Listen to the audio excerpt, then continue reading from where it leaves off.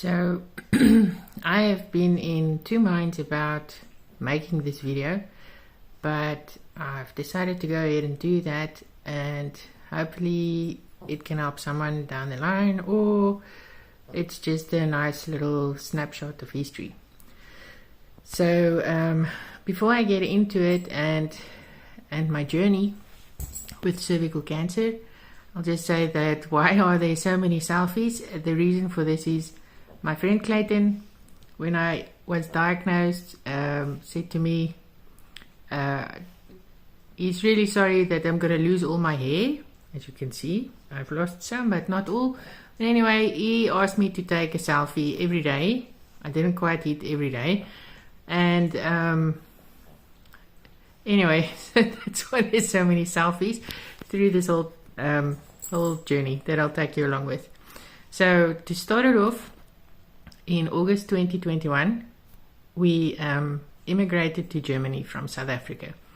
And the reason why we did that was for personal safety for us and our daughter, and also for opportunities. So we got here with just a few suitcases and stars in our eyes, and we were getting ready to start our new life and to learn our new country, get to learn our new country, make some new friends, start working, explore all the new food available here, and just get on with it, you know, build a new life. And roughly a month or so after we got here, I had an abscess on my breast that just would not clear. I went to the house doctor. She prescribed me antibiotics and it did nothing, so she said I should go to the hospital. I definitely need an operation. Alright, cool. So off we go to the local hospital, and there I had probably about 14 different people come and check me out. Everybody agreed I need an emergency operation, and I thought, fine, okay, if that's what I need, that's what I need. So I said, great, bring your knife, let's go. Now, nothing is that simple. In Germany, you must have the right paper. I did not have the right paper for emergency operation on my breast. It doesn't matter how sore it was. They absolutely insisted that I must go for a mammogram. I have to go for a checkup with my gynecologist, and then I have to work through the breast center. Fine. Mammogram, no problem. They helped me set up an appointment. Gynecologist maybe a little bit more tricky because I didn't have one. We just got here. It really wasn't on my radar to go for a checkup. I had a lot of other stuff to sort out, and I didn't see it as an emergency or a necessity at the time. A very, very kind angel named Monica helped me to find a gynecologist, made an appointment for me. She made the appointment for the mammogram, and I really appreciate all the effort she went to, because as you can imagine, a new medical system, a little bit intimidating. At that stage my German was very basic. I very often started every interaction with Entschuldigung, mein Deutsch ist nicht so gut, aber ich brauche Hilfe. Okay, that will only get you so far. It's not that people don't want to speak English to you. A lot of people just can't. And he wasn't always able to go with me where I needed to go. On top of that, I got sick leave for a lot of the stuff that happened, and he doesn't. So at the beginning of the journey, we more or less annihilated his annual leave, and the next part of it, then I had to like gun it on my own a bit. Anyway, it's been quite a journey, and I'll take you through it step by step. Sorry for the less than professional editing. It's just not my thing, but I still want to tell the story. So, a few photos of when we arrived here up into where we went, or where I went to have the emergency operation for the breast abscess.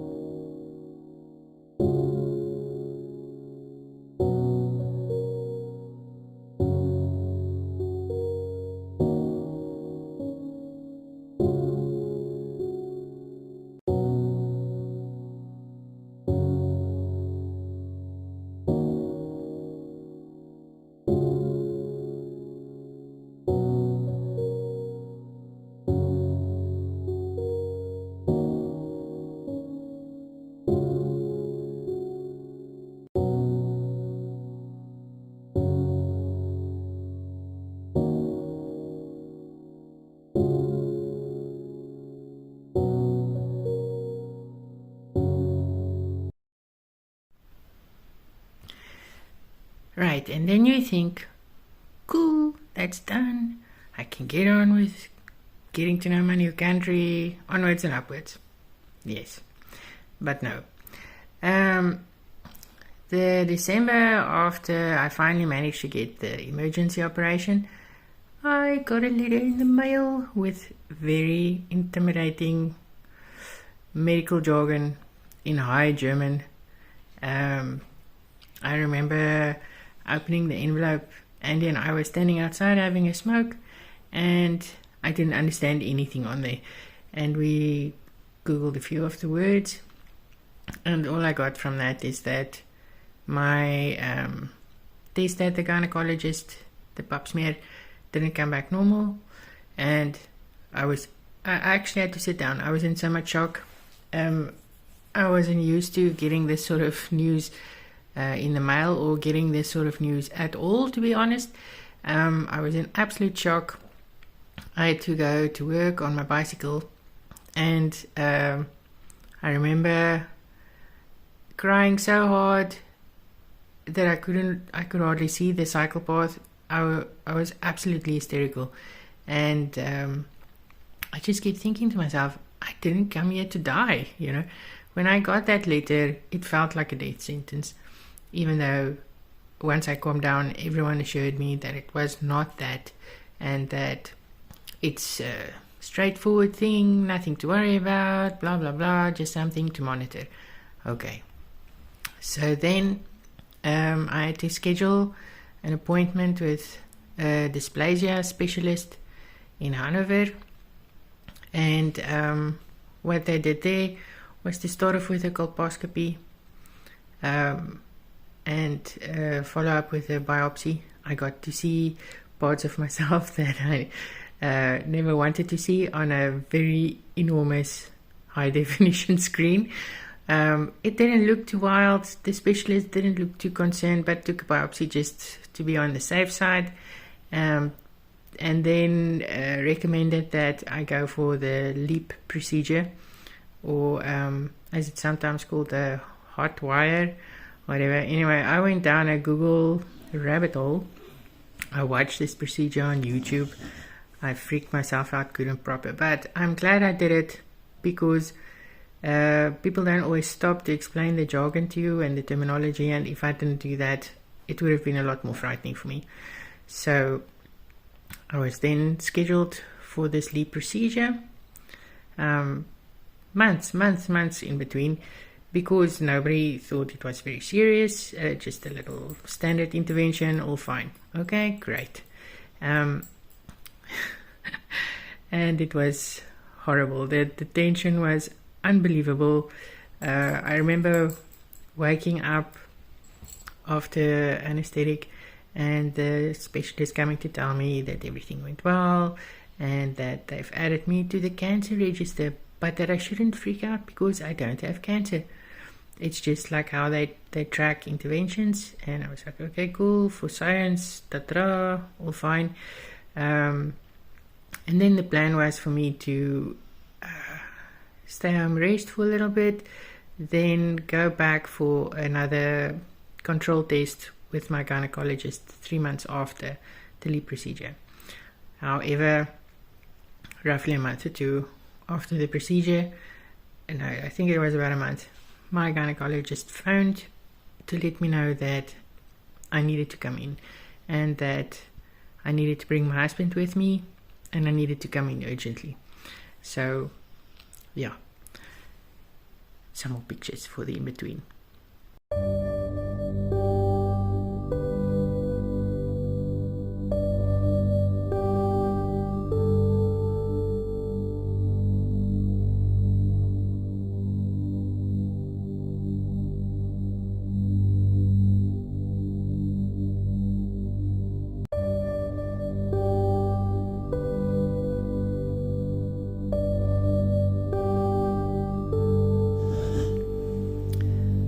So, as you can probably imagine, they don't phone you and say, bring your husband and come urgently to tell you good news. So, after the biopsy, before the LEEP procedure, they told me that the level of dysplasia that I have is a combination of CIN2 and CIN3, which is not great, but also not super terrible.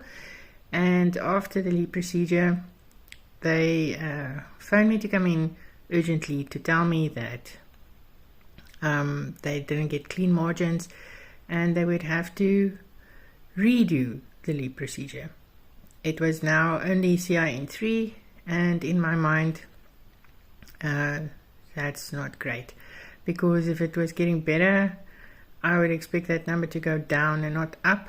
In any event, I was scheduled then for another procedure. I asked my gynecologist how many times can they actually do this procedure, and she said 12. They can do it 12 times. It was very traumatic the first time. I wasn't looking forward to a second time. I definitely didn't want to go through it 12 times. Hats off to anyone who's had to do that, because the level of stress must just be insane. So I headed off to what I thought was the second LEEP procedure, but it was actually something called a coni procedure, conionization. And that's a little bit more invasive than the LEEP procedure. So instead of just taking a layer off the cervix, they then cut quite a substantial bit out to see if they can get clean margins. And yeah, anyway, a few photos and then we'll get to that bit.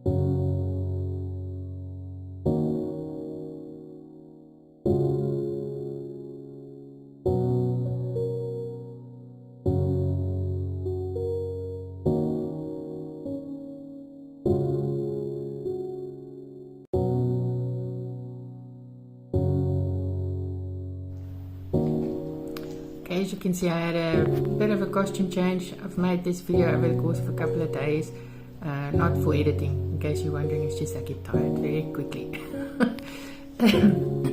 Anyway, where were we? So after the conionization, the plan was that I would have to wait 3 months, go for another pap smear, and then 3 months after that again. And then if both those were clear, 6 months after that, and then 6 months after that, and if that was all clear, then back into once a year tests.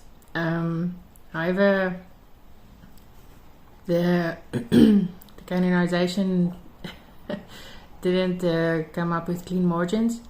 The specialist in Hanover called me on the Wednesday after the procedure and asked me to come in urgently. The earliest I could get there was the Friday, and they actually stayed open late, especially for me, so that Andy could take me. And yeah, and then she told me she's very sorry, and behind the CIN3 cells that they were trying to remove, they found actual cervical cancer. So yeah, so that kind of floored me, as you can imagine. Well, the CIN3 I sort of looked at as cancer already, because it's also sometimes called carcinoma in situ, which I think if you literally translate it means cancer that's not moving. And now they got to the bit that was moving, so things kicked up a gear. Everything started happening a lot quicker after that. I asked what the next steps would be, and if there were any steps, because you don't know what you're dealing with, obviously. And she said, yes, it's no problem.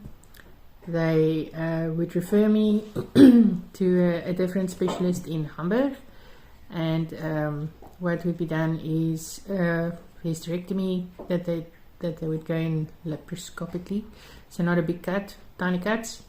And at the same time, while I was under anesthetic, they would also remove a few lymph nodes on the left and on the right.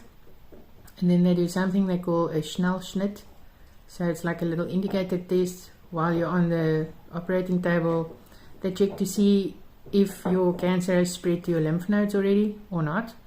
And if it had spread, they checked again also a little bit higher. Lymph nodes around the aorta. And if it was in the lymph nodes, then no hysterectomy. Then you get referred to chemo and radiation instead. And if it hadn't spread, then they do the hysterectomy, and then that should be the end of it. Okay. Yeah, so I asked, why not just do everything? Like do the hysterectomy, do the chemo, do the radiation, just like do everything and make sure you get everything. And she said they can't do that because it's too much strain on the body to do everything all at once. So they go either or. And then after that course of treatment, there's of course always more controls, more tests, and and then they still have further course of action if they need it. So we walked out of the doctor's rooms, reeling, as you can imagine. Andy was with me. Yeah, it was really rough. I mean, in a way, it also brought a level of calmness, because everyone kept telling me for about a year and a half already that it's not serious, and I felt that it was serious, you know. And so having the diagnosis confirmed in a way brought me some peace. Now everyone was on the same page. It was serious. And I went through a couple of weeks where I was really spinning, where I was trying to have a laugh about it, and laughter is good medicine. So the first thing I said to Andy when we walked out, well, the very first thing I said to him is that I want a cigarette. We had just actually quit smoking about a month before that, and yeah, there was just no debate about it. Either buy me a cigarette or I steal one. I walked past the guy smoking, I was ready to tackle him. The second thing I said to him is, if I lose my hair, I think I'd like to have a tattoo on my head, and then just because, why not, you know? And he was like, okay, you know, I mean, I wasn't really asking permission. I was more or less just telling him. And then I started thinking about things I really wanted to do. I'm not really someone that holds back. When I want to do something, I just do it. So my list is not that big. But something I've seen here in Germany that I'm really keen to try is to learn how to throw axes. I mean, what a drinking game would that be, right? So I had arranged, well, not arranged, I asked some of the people that I work with, that I know throw axes for entertainment, if they could teach me, and they said yes, but they haven't done it yet. So I might end up having to teach myself off YouTube tutorials, but anyway, I don't actually have axes. It's not the big axes, you throw a smaller axe. And other than that, my friend Vera told me, or recommended, that if I'm going to do it, I should probably do it before my treatment starts. And she was so right, I didn't. And unfortunately, I just don't have the energy to throw axes at the moment. And my one arm is a bit buggy, so I can't really lift it above my head. Wait, I'll show you. Like this one. That's more or less how much I can lift it. And I think that's also my throwing arm. So So not a great time for throwing axes. Anyway, here's a few photos, and then I will tell you what happened in Hamburg.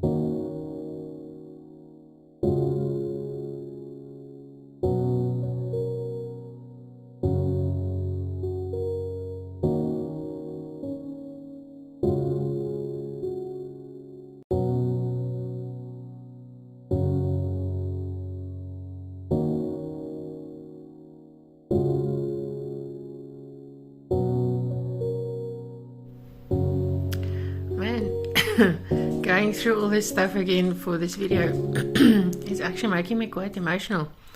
I think this is going to be a really good thing for me in the long run, to just like have a nice little recap of all the crazy days to look back at, and this, I guess, is part of my processing. So anyway, Hamburg.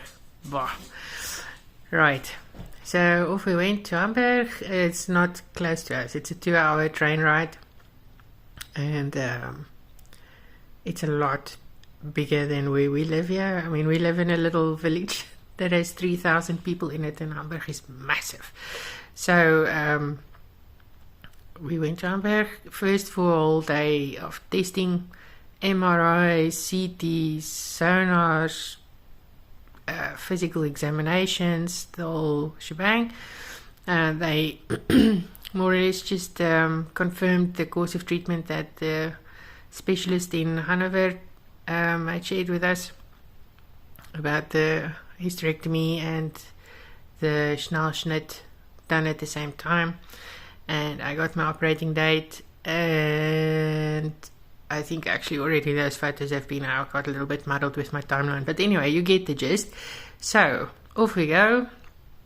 Obviously, Andy can't go in. I also haven't mentioned previously, but like all this chaos happening in the middle of a global pandemic was not awesome because very often Andy couldn't go with me.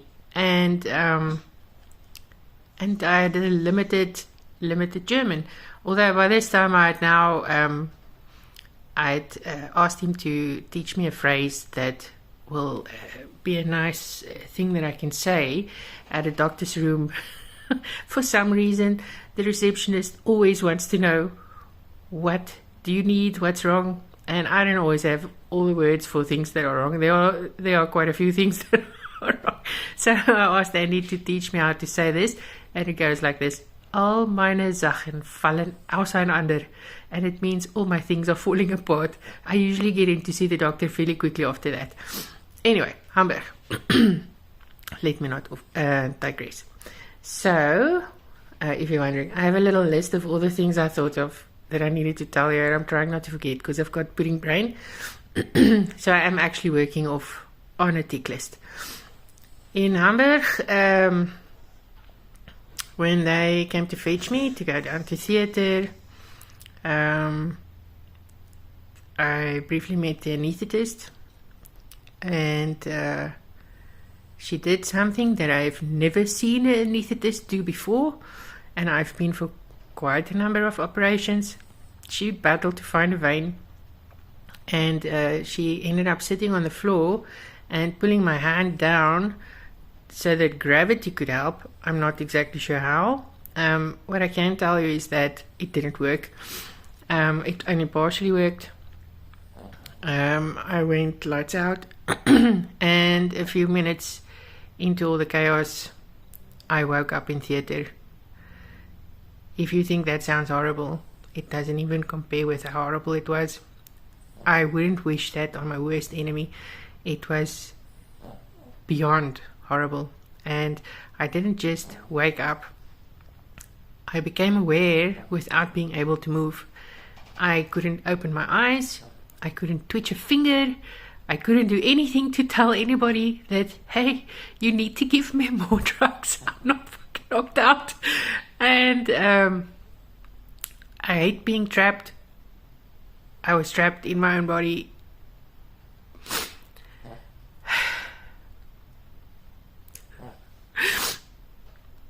I could hear everything. I could feel everything.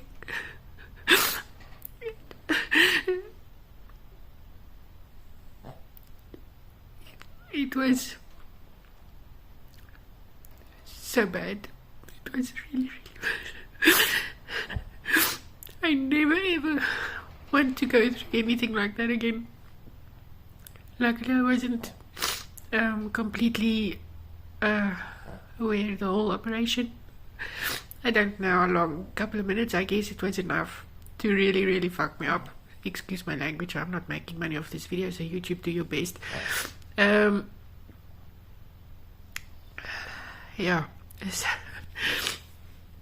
When I woke up, officially, I was in a lot of pain. And as you can imagine, every instinct I had, I just wanted to get up and run out because of what I'd been through in theatre. However, I was not allowed to get up. They had me hooked onto these weird leg encasings that pump. It's supposed to prevent thrombosis and embolisms, I think. Anyway, I had to keep that on for the whole first day, more or less, and I wasn't able to stand up. I wasn't allowed to eat yet. They told me I couldn't have coffee because it was in the afternoon. I was extremely disgruntled about the coffee and the moving, if you can imagine. I'm not a child. I can have coffee after 12 in the afternoon. I can have coffee and go straight to bed after. I felt not great. Also, on top of going through this very traumatic experience, when I came to, the first thing they told me is that they didn't do the hysterectomy.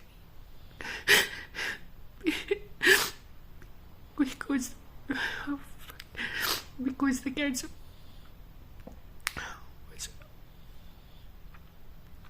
was already in the lymph nodes. So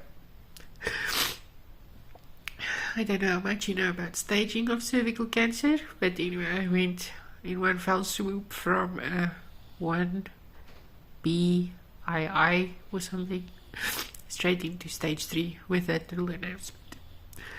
It definitely wasn't cancer light.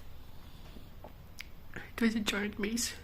Anyway, so after a couple of days I was allowed to go home. They were horrified when I told them that I was awake in theatre. They offered me counseling for PTSD and all sorts of support. I haven't taken them up on it. I might have to. We'll get to that. That might have been one of the worst operations I've ever had, not just for that. It was really, really painful. I have a very high pain threshold. I could barely walk for weeks. I asked the doctor, how will they know after the chemo and radiation that I had to go for now? How will they know if they got everything? Because on the CT scan before the Hammer procedure, they told me they couldn't even see the cancer, and they thought that they got most of it with the colonization procedure. So to find out then that it was in the lymph nodes was a bit of a surprise. And I said to her, how will you know that you got it all if you couldn't even see it was there going into this? Do you intend after treatment to yank more of my lymph nodes out and check them? And she looked so confused, and she said, no, they can't do that. They've taken them all. And I was like, what? It must have been a misunderstanding on my part. I thought they were taking a couple, maybe like 2 or 3, and they ended up actually removing 42 lymph nodes. I've included, or if I remember to do it, I'm going to include some links in the description of this video to examples of the procedures. Those are not my procedures, in case you're wondering.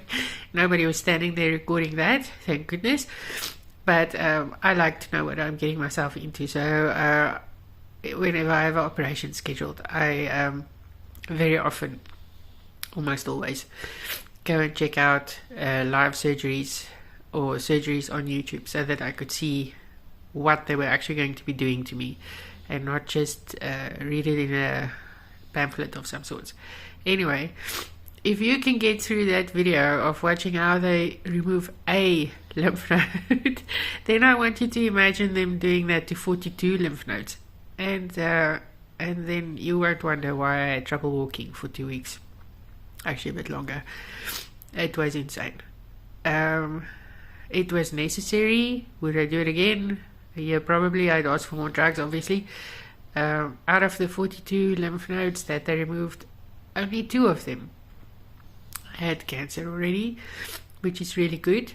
On the one hand, that means that it hasn't spread that far, and on the other hand, that might be a little bit of a false sense of security, because the lymph nodes are a network, so once it's in there, it can really go anywhere. And anyway, I'm going to pull myself together, show you a few more photos, and then we'll get back to Hanover, different hospital, where I will then have to, in this video, I get to start the treatment that they sent me for. Anyway.